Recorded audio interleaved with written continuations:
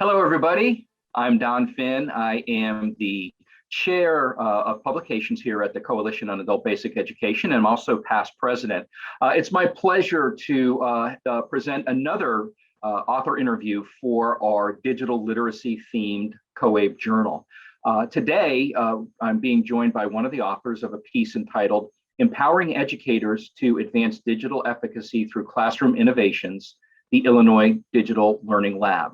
This particular piece is co-authored by Michael Matos and April Harrington, and we're pleased to have Michael with us today. So, Michael, I'm going to turn it over to you. If you'd like to introduce yourself to our viewers. Sure. Hello, everyone. Michael Matos. I'm the educational technology director over at Chicago Citywide Literacy Coalition in the state of Illinois. And I'm glad to be here.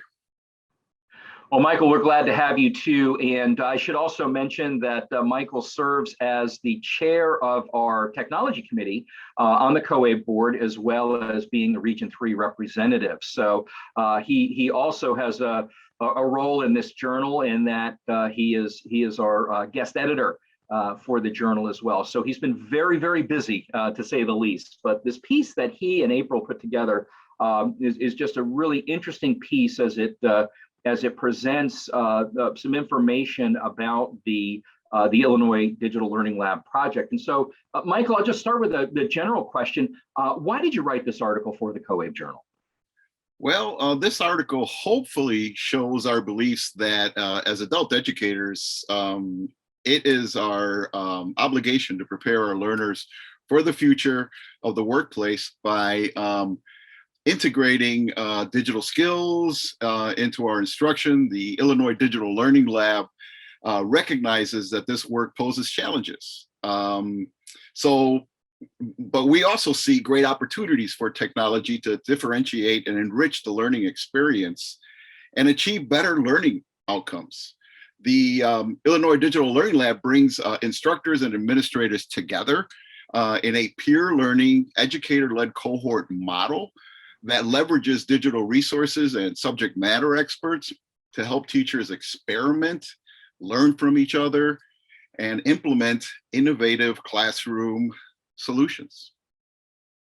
Yeah, that sounds great. The project itself is really interesting to read about. And in looking at not only the technology integration and the emphasis on technology and technology training, but also the peer aspect of it as well. So I'm wondering, Michael, as you were putting this together, how do you see adult education practitioners benefit from reading this article, and in turn, how will it benefit their learners?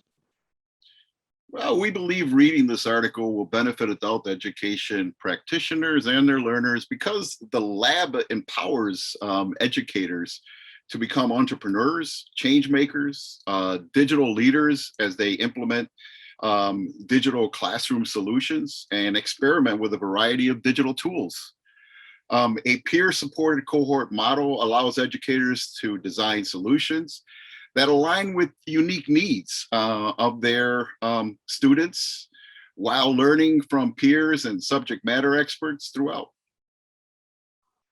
Yeah, that's great. And I think that the learning from one another is definitely a huge advantage to this type of project. And, particularly, as you know, having read all of the articles, all of the submissions to this particular theme journal, that there was a heavy theme, if you will, related to COVID and related to programs that have had to accelerate their learning and their integration of technology.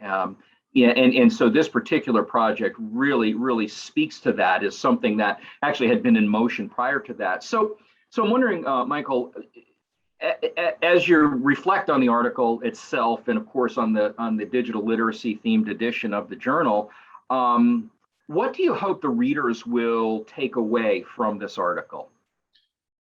Well, I hope the readers will take away ideas to build communities of learning, where teachers and learners build tech efficacy and designs to break down any silos that hamper collaboration and learning. That we see these silos in many places. Our goal is to bring everyone in, to bring that community together, to experiment, learn from each other, and implement.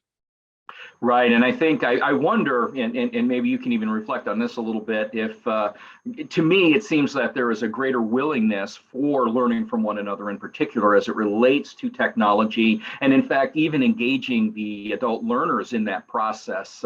Again, given how the face of adult education has really been called to shift and to change with the time. So I'm wondering, Michael, you can address that, or do you have any additional comments that you'd like to share? Yes, let us look at these ideas and think about rooting ourselves in a collaborative environment where we believe we can increase the likelihood of technology success and expand opportunities for our learners if we seek to reflect in an always learning culture and learn from each other. Right. Yeah, absolutely. And I guess, lifelong learning is really what it's all about. So, Michael Matos, thank you so much. Again, the title of the piece is Empowering Educators to Advance Digital Efficacy Through Classroom Innovations, the Illinois Digital Learning Lab. Again, this is Michael Matos, and it's by April Harrington as well. Thank you all for your time, and I wish you well. Thank you so much. A good read.